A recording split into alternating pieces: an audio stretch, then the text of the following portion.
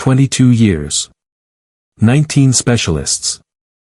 Not one of them had found the answer.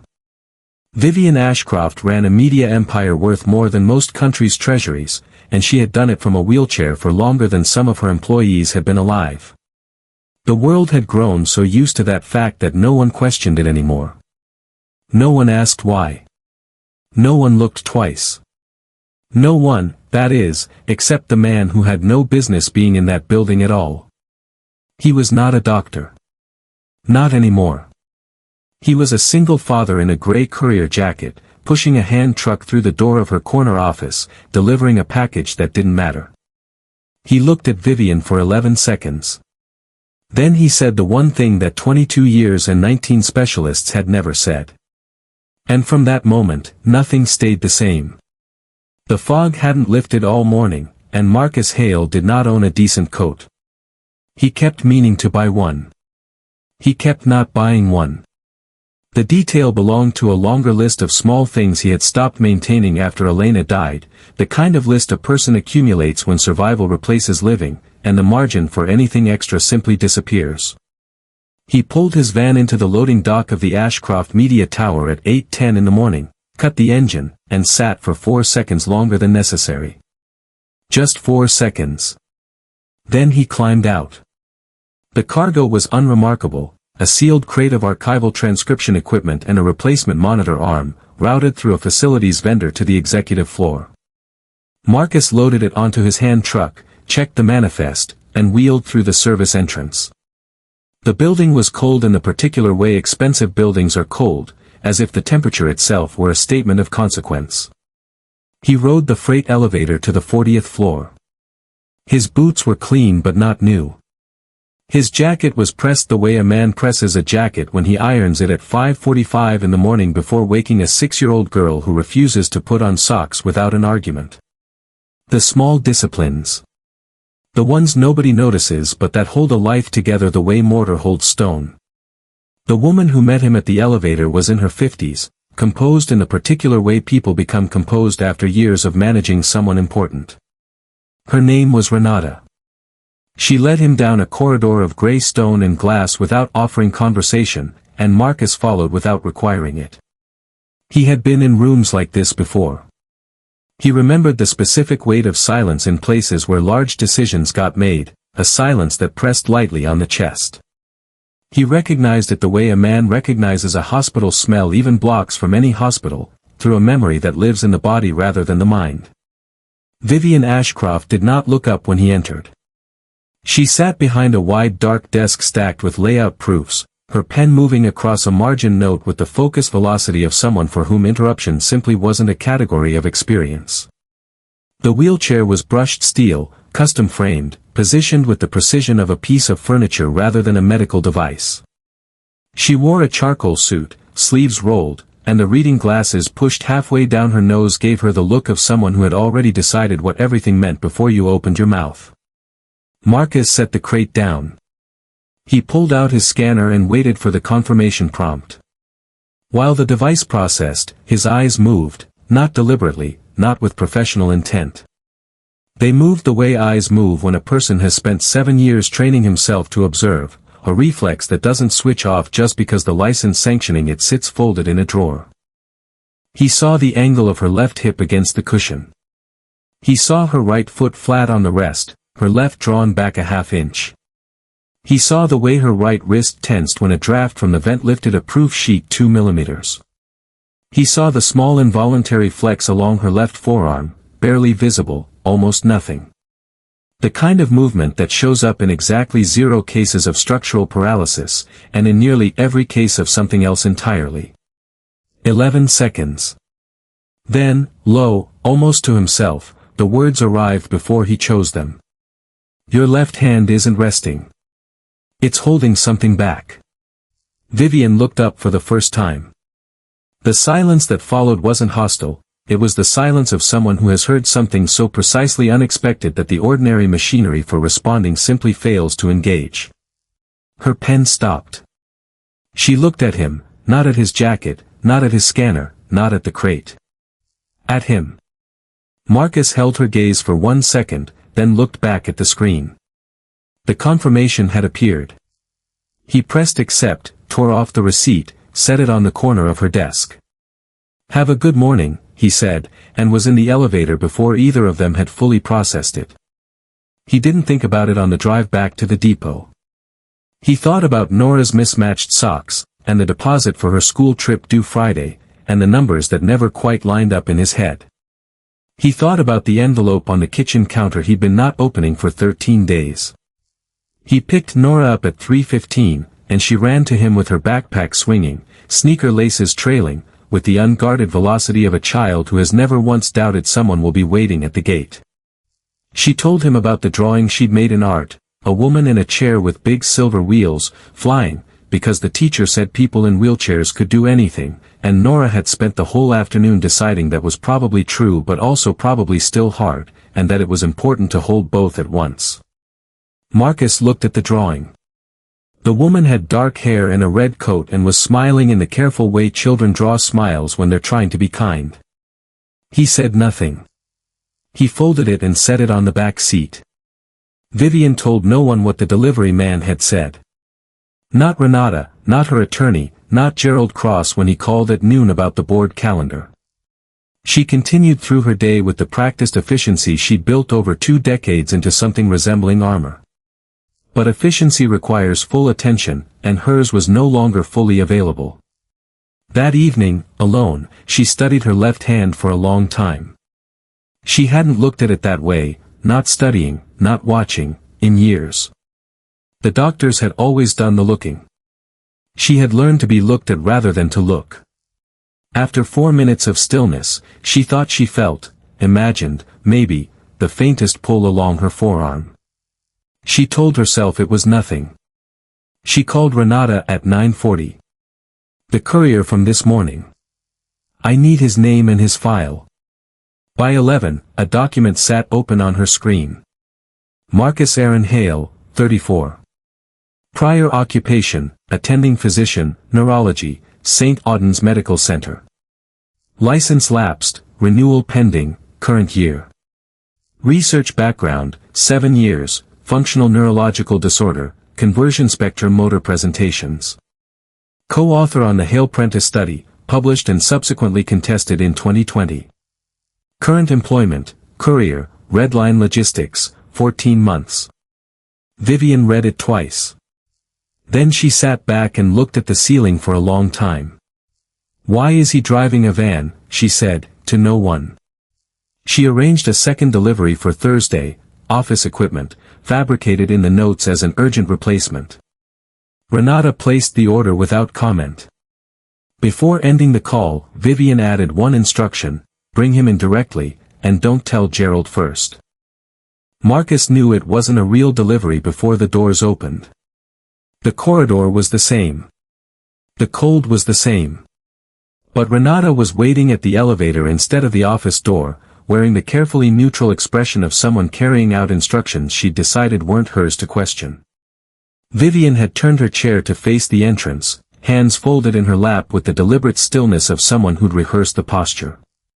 "You were a doctor," she said. He didn't confirm or deny it right away. "I was.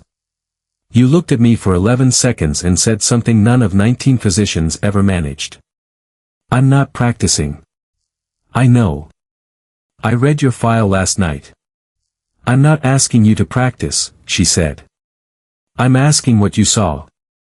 Marcus was quiet, the quiet of consideration, not hesitation.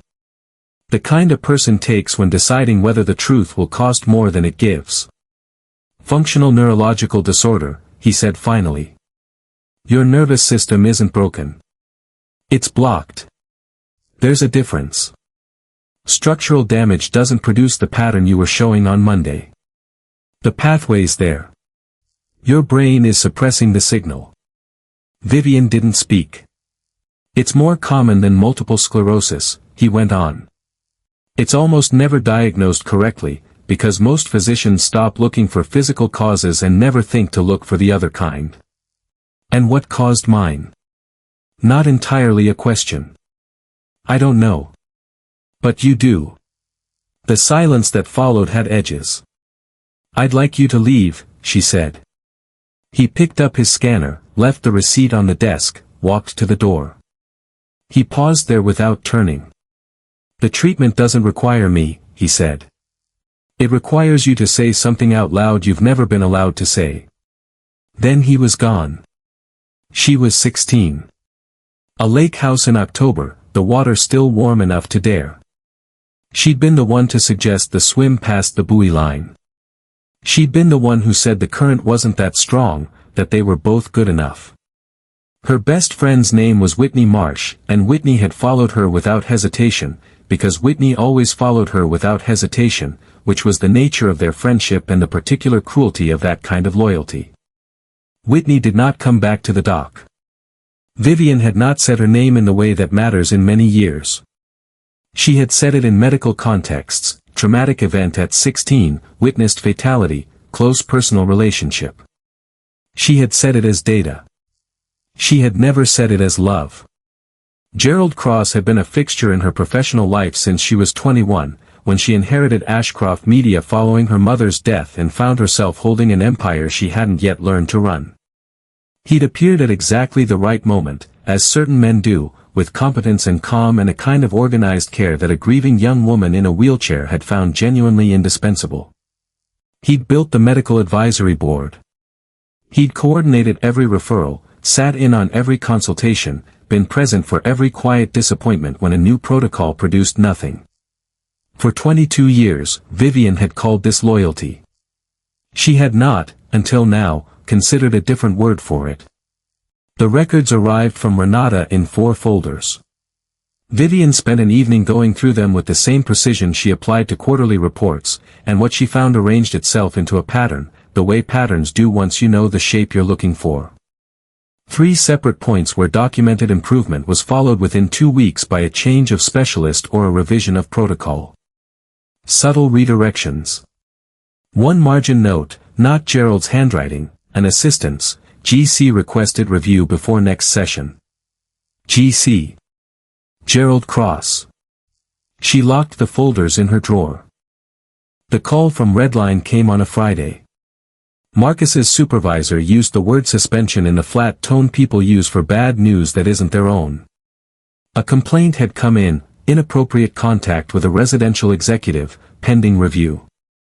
Careful language, the kind engineered to do maximum damage with minimum traceable cause. Marcus listened to the whole message standing at the counter while Nora ate cereal behind him. He set the phone down, turned around, sat across from his daughter, and asked if she'd remembered her library book. She had not remembered her library book. This was a manageable problem. He was grateful for it.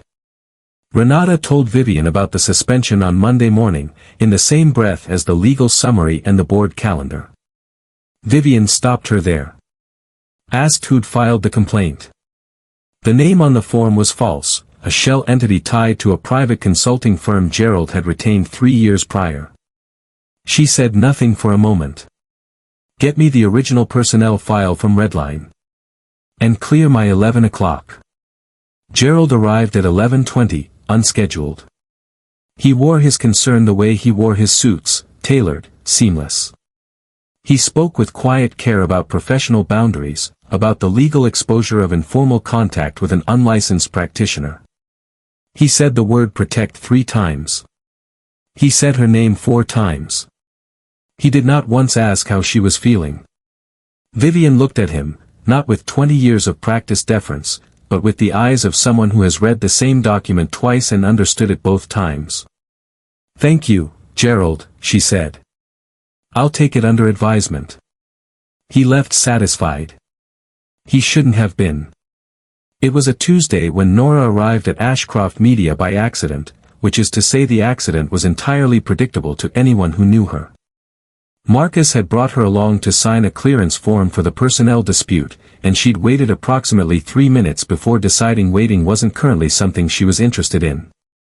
The lobby was pale and mostly empty, and Nora explored it with the systematic curiosity of a child who treats every new space as a problem to be solved.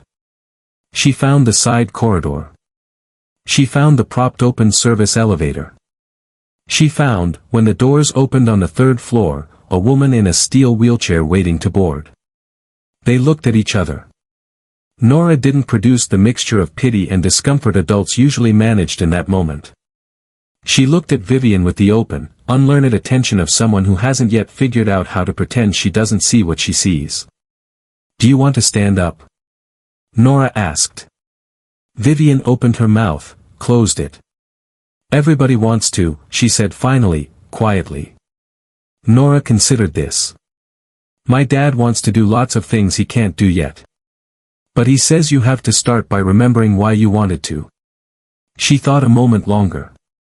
"He says the remembering is the hard part. The doing part comes after." Vivienne went very still. Marcus found Nora 50 seconds later, breathless, hand truck abandoned in the lobby. He saw the two of them in the corridor, his daughter looking up with her uncomplicated directness, Vivienne looking back with an expression he couldn't immediately name.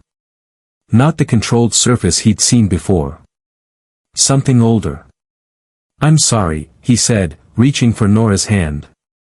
"She doesn't stay where you put her." "She told me something," Vivienne said. Her voice was different, not softer, exactly, but less armored. "She said the remembering is the hard part."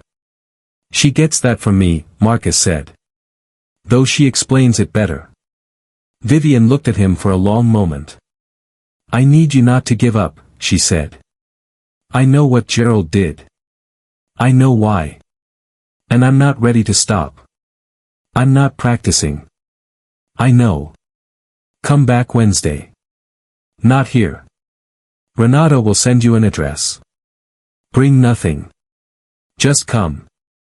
Nora looked up from a crack in the floor tile she'd found interesting. "Can I come too?" Vivienne almost smiled, the first one in a long while that arrived without being consciously assembled. The address was a fourth-floor apartment 2 blocks from the tower, Renata's, offered without explanation and accepted without one. Good window, clear floor between the couch and the wall. That was all the room they needed. The first Wednesday, Marcus talked about nothing medical. He asked about Whitney. Vivienne gave single sentences at first, the abbreviated biography of grief a person produces after 22 years of compressing something too large to carry. He listened the way he'd once listened to patients, without the forward lean of someone waiting for his turn, simply receiving what was offered and letting the next sentence arrive on its own. By the end of the hour she'd said Whitney's name 4 times. The last time, plain, no clause attached, the way a name sounds when you stop apologizing for needing to say it. "Was that the first time?" Marcus asked. She didn't answer right away. "In the way that counts," she said finally. "Yes." The second Wednesday, he taught her breath movement coupling, a technique from the FND research designed to re-establish the link between respiratory rhythm and voluntary motor output. The theory, the suppressed pathway is still there, and certain rhythmic breathing patterns can open a brief window through which voluntary movement travels again. 4 counts in, hold, 4 counts out, and at the peak of each exhale, the smallest possible intentional motion of the right hand, not a command, an invitation. 14 minutes in, her right index finger moved. Not a twitch, a deliberate extension and return, brief as a caught breath, entirely under her own direction. Neither of them said anything. Marcus kept his eyes on his hands. Vivienne kept hers on the window. The room was very still. "Your breathing changed," he said. That was all. It was enough. Gerald arrived at the tower at 7:40 on a Thursday, 40 minutes early, and sat in his car reviewing the investigator's report from the night before. It confirmed what he'd suspected. Marcus Hale and Vivienne Ashcroft had been meeting at a private address for the past 2 weeks, unlogged, unrouted through any of the oversight channels he'd spent years maintaining. He understood what this meant, not immediately, but with the slow cold clarity of a man who has built a position on someone else's limitation and now watches the foundation shift. It hadn't started out of malice. That was the truth he returned to when he needed it. It had started out of the ordinary human wish to be needed, and he discovered over the years that the most efficient way to stay needed was to make sure nothing ever resolved. Small redirections. A phone call. A misfiled report. A protocol adjusted just enough. The money came later, first as a consequence, then as a motive, the two blurring together the way they do once a person stops examining why. He called his attorney. Used the phrase fiduciary incapacity. Used the phrase vulnerability review. Scheduled an emergency board session for the following Thursday. Renata saw the calendar notification at 11:20 that night and photographed it on her personal phone. She sent it to Vivienne at 11:21. The third Wednesday began at 6 and ended at noon. By the end of it, Vivienne could bear weight on both feet while gripping the windowsill, not walking, not standing unassisted, but the transfer of weight was real, and it was hers. She didn't celebrate. She sat back, closed her eyes, and was quiet for a long time. Marcus sat across the room and gave the quiet what it needed. Nothing but space. "Tell me about your wife," she said eventually. He was surprised by the question, though he probably shouldn't have been. He told her the parts that fit in a few sentences. Elena, 3 years gone, a surgical consent he'd signed because the attending had asked him to authorize it as family, not as a physician. He'd known the risk profile. He'd accepted it. She hadn't made it through. He hadn't set foot in a medical context since. "You treated me," Vivienne said. "But you haven't treated yourself." "No," he agreed. "The license renewal. The envelope. You've been not opening it." He didn't ask how she knew. She'd simply read him the way he'd read her, with enough patience for what was actually there rather than what was presented. "It requires a declaration of current practice intent," he said. "And you haven't decided." "Not until recently." He met her eyes. "Nora drew me a picture. The day you both came to the building. In it, I'm standing." "I know." She told me she also drew a star in the corner. Said it was for someone you missed, so they'd know they weren't forgotten. He was quiet a moment. "She told me she drew it for you." "I think she drew it for Elena too." "I think so too." The board convened at 9 on Thursday, in the 40th floor conference room. 14 members around a long pale table designed to project neutrality while enabling consequence. Gerald sat at the far end with the settled confidence of a man who arranges a room before he arrives in it. 7 pages, formally bound, requesting an independent capacity assessment following, as the language read, documented exposure to an unlicensed practitioner with potential undue influence concerns. He was mid-remarks when the door opened. It wasn't the entrance that silenced the room. It was the absence of the wheelchair. Vivienne stood in the doorway, one hand resting lightly against the frame, minimal support, not dependence. She wore navy and gray, posture steady, an expression that had spent a career being constructed but now, for the first time, had something underneath it that wasn't armor. It was ground. She crossed to the head of the table at the pace her body offered, no performance in the slowness. Each step was real, and each was hers. She sat. The chair stayed empty in the corner. No one spoke for a long moment. "I've been looking forward to this meeting," she said, opening the folder she'd brought, "because it's the last one Gerald will attend in this building."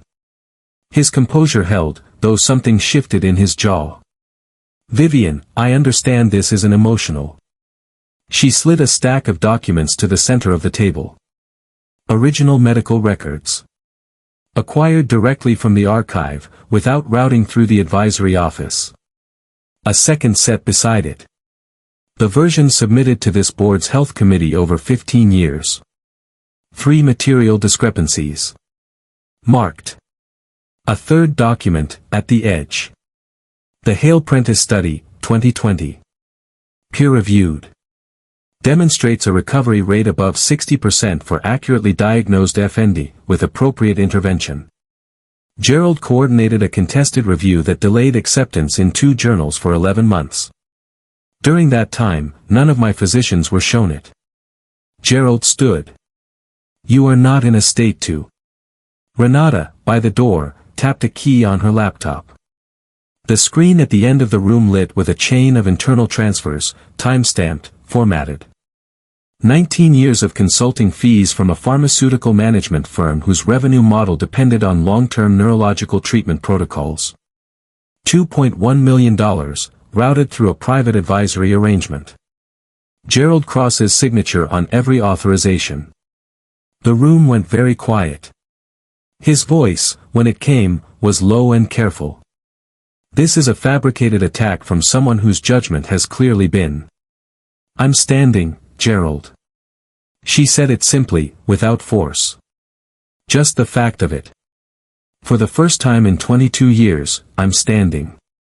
Would you like to explain how that represents compromised judgment? He didn't sit down again. He didn't speak again. The board chair, a quiet man named Osei, 9 years in the seat, mostly by being the last to speak in any room, cleared his throat and asked Gerald to excuse himself pending an independent review. He used the word pending the way people use it when they mean permanent. Gerald left the room. He left the building within the hour. Marcus was in the hallway when the session ended. He hadn't been invited. He hadn't asked to be.